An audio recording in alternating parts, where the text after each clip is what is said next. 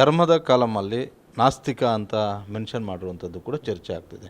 ಅದು ನಾಸ್ತಿಕ ಆಸ್ತಿಕ ಅನ್ನೋದು ಮೊದಲಿಂದಲೂ ಕೂಡ ಇದೆ, ಸಾವಿರಾರು ವರ್ಷಗಳಿಂದ ಆ ಚರ್ಚೆ ಇದ್ದೇ ಇದೆ. ಆದರೆ ನಾಸ್ತಿಕ ಅನ್ನೋದು ಸರ್ವೆಯಲ್ಲಿ ಪ್ರಸ್ತಾಪ ಮಾಡೋ ಅವಶ್ಯಕತೆ ಇತ್ತಾ ಅನ್ನುವಂಥ ಒಂದು ಪ್ರಶ್ನೆಗಳು ಹುಟ್ಟಾಕಿದೆ. ಇದನ್ನು ಮತ್ತೆ ನಾವು ಕ್ರಿಯೇಟ್ ಮಾಡಿರೋದಲ್ಲ. ತಾವು ದಯವಿಟ್ಟು ಹಿಂದಿನ ರಿಪೋರ್ಟ್ಗಳನ್ನ ತೆಗೆದು ನೋಡಿ.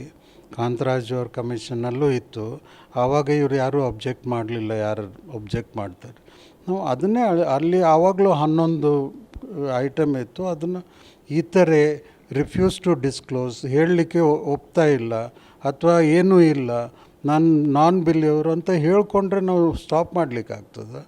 ಅದಕ್ಕೆ ಆಪ್ಷನ್ ಕೊಟ್ಟಿದ್ದೀವಿ ಅಷ್ಟೇ.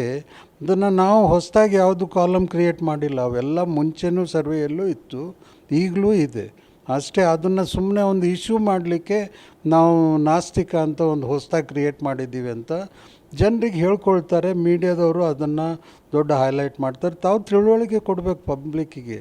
ಇವರು ಕಮಿಷನ್ ಅವ್ರು ಕ್ರಿಯೇಟ್ ಮಾಡಿದ್ದಲ್ಲ, ಇದು ಮುಂಚೆಯಿಂದನೂ ಇದೇ ಥರ ಬರ್ತಾ ಇದೆ, ಇದನ್ನೇ ಉಪಯೋಗಿಸಿದ್ದಾರೆ ಅಂತ. ಅವ್ರು ನಾಸ್ತಿಕ ಅಂತ ಹೇಳ್ಕೊಂಡ್ಮೇಲೆ ನಾವು ನಾಸ್ತಿಕಗೆ ಸಪ್ರೇಟ್ ಬೆನಿಫಿಟ್ ಕೊಡೋದು ಅಪ್ರಮೇಯ ಇಲ್ಲ. ಗ್ರೂಪಿಂಗ್ ಮಾಡುವಾಗ ಯಾವ ಇದಕ್ಕೆ ಹೋಗಬೇಕು ಅಂತ ತಿಳ್ಕೊಳ್ಳಿಕ್ಕಷ್ಟೇ. It's only an information.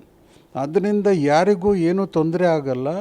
ಅದರಿಂದ ಏನು ನಾವು ಹೊಸದಾಗಿ ಕ್ರಿಯೇಟ್ ಮಾಡಿ ಯಾರಿಗಾದರೂ ಅಫೆಂಡ್ ಮಾಡಿದ್ದೀವಿ ಅನ್ನೋ ಪ್ರಶ್ನೆನೂ ಬರೋದಿಲ್ಲ. ನಮ್ಮ ಕ್ರಿಯೇಷನ್ ಅಲ್ಲ ಅದು.